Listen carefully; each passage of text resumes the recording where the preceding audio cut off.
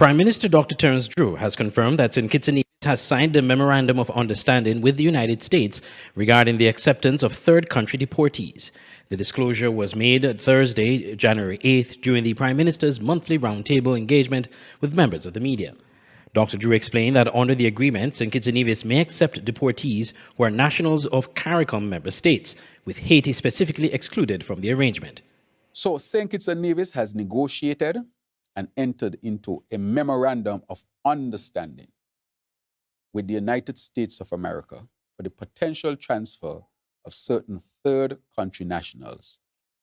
And I want us to listen carefully, who are citizens or nationals of the Caribbean community. This does not involve anybody outside of CARICOM. And I will further say that because of security matters, it does not include Haiti at this particular time. During the briefing, Skn Newsline asked the Prime Minister to outline the circumstances under which a CARICOM country would be unable to accept deportees from the United States, resulting in their transfer to St. Kitts and Nevis. What conditions would require a CARICOM citizen or any country in CARICOM not accepting their citizen that is being deported that would warrant them sending that person to St. or those persons to St. Kitts and Nevis? Even within the OECS, for example, we take in CARICOM country to country, negotiations, discussions.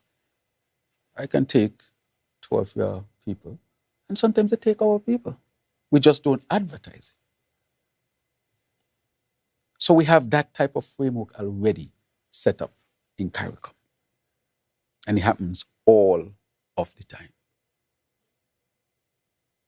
So that is in keeping with what we do as a region already, for whatever the scenario might be. So if we don't see much scenarios like that, that is why we don't expect there would be an influx. The Prime Minister reiterated that his administration remains committed to protecting national security while at the same time maintaining responsible regional and international partnerships. Andre Huey, Skn Newsline. Commissioner of Police James Sutton reported a significant reduction in gun-related murders for the year 2025, as he gave an overview of positive achievements and remaining areas of concern. The Commissioner was speaking at a 7th January press conference where he disclosed also the reduction in some areas of non-gun-related crimes. Based on the Royal St. Christopher and Nevis Police Forces comparative analysis of weeks 1 to 52 for the years 2024 to 2025, several outcomes are clear.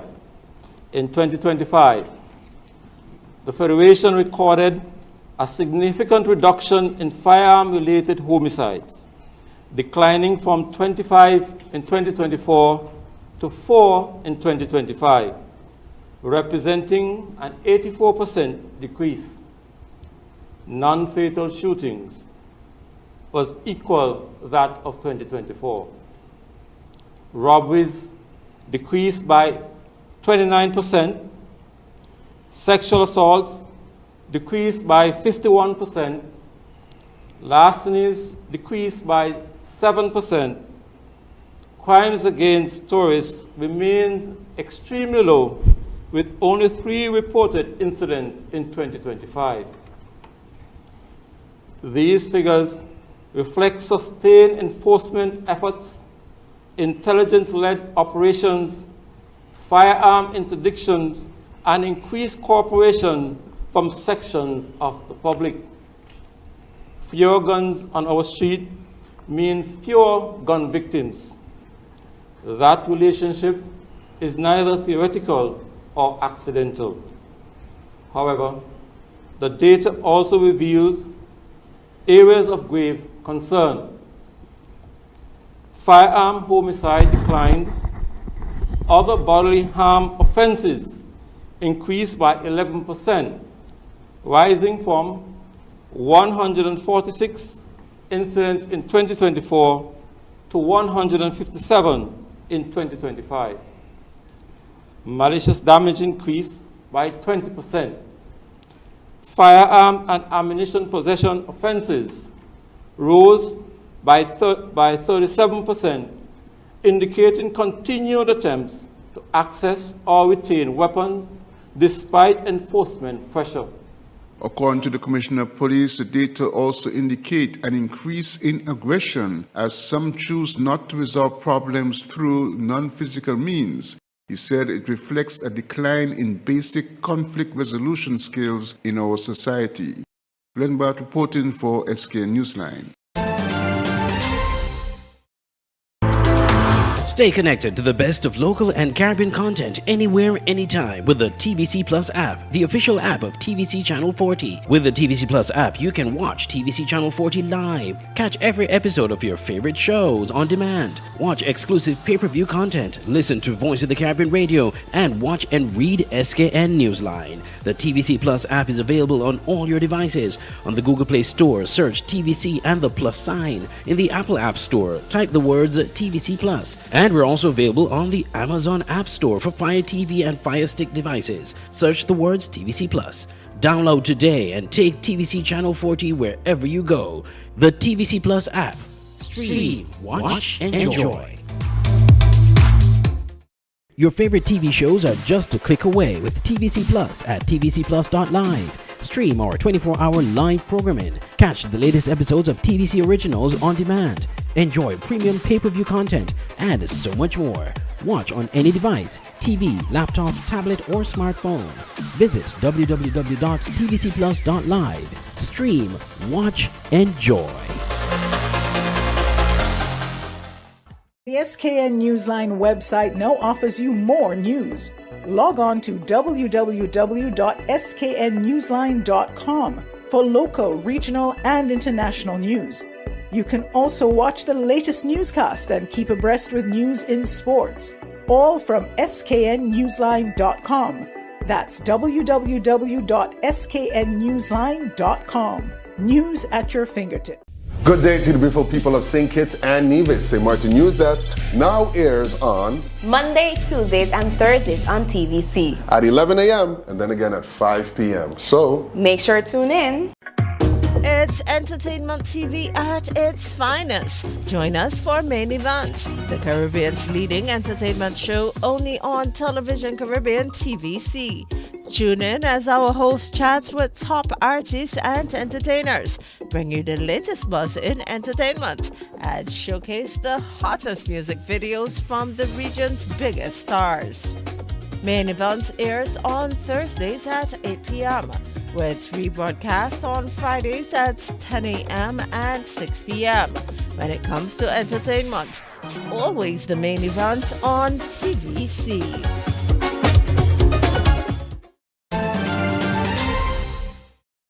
The High Command of the Royal St. Christopher and Nevis Police Force expressed confidence in the quality and human resource levels in their various departments to deliver the kind of output desired from a professional police force. Responding to an Skn Newsline query at a recent press conference regarding the level of professional service, human resource levels and output, Andrea Mitchell, Assistant Commissioner of Police, as well as Commissioner of Police James Sutton, spoke to the matter. Okay, I have not seen the information from our regional partners, but the international standard in terms of detection is 33%. So we are above that. And I figured in the next couple of months, it might go to 4 or 5, it might go close to 50%. So we are still working. In terms of the requisite resources, you mentioned resources, right? We think that we have persons who are trained. We continue to train our officers. They have from time to time demonstrated the ability or the capacity to resolve complex cases. You have seen the results in recent times, the number of murders, the number of detected murders, the number of convictions. And I believe that we have the optimum number of persons that can resolve not only active cases, but cold cases. And these investigators are not only trained, but they have the confidence that is required to bring these matters to resolution. Just to support what the ACP Mitchell has said, we also use our regional partners' technical skills in resolving these matters. We are limited in resources. No police force or any law enforcement agents have all of the resources. We also use the RSS, the Regional Security System, when as the needs arise. So it's a collective effort in that regard. And there are instances if we require human resource to depend on the occasion, we can reach out to our regional partners for human resource as well. According to the Police High Command, the force will continue to build out its crime-fighting strategies in 2026 while improving capabilities of the forensic unit. Glenn Bart reporting for Skn Newsline. Belmont Sanctuary Resort is the title sponsor of the 2025 edition of the Haynes Smith Miss Caribbean Talented Teen Pageant. General Manager of the Belmont Sanctuary Resort, Arrington Fifield, shared with us why the resort decided to sponsor the event this year. From a corporate standpoint, we didn't like that the show had gone off island, it traditionally being a show that started in St. Kitts and was always a part of our sugar mass. So from a cultural standpoint, we wanted to assist in bringing it back into St. Kitts. And secondly, to bring about more awareness of our property to our Caribbean sister islands for regional travel into St. Kitts. The Caribbean represents our second highest arrivals into St. Kitts, if we don't know that, outside of the US. And so it's a big part of tourism here in St. Kitts. And we wanted to find a way to be able to reach out. And so with Haynes Smith having all of the different ladies from the different islands and doing marketing in those islands, we thought piggybacking with them would also help us as well. Mr. Fifield shared more about the resort. Well, we have I would say 3 or 4 different types of accommodations. So we have villas, which are 3-bedroom or 4-bedroom, 2-bedroom villas as well.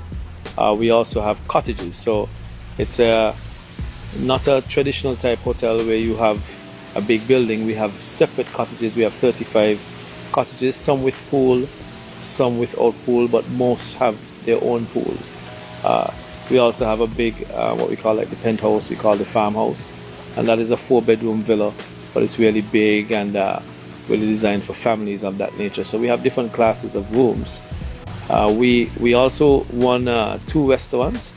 So one is here at the Great House where we're sitting now.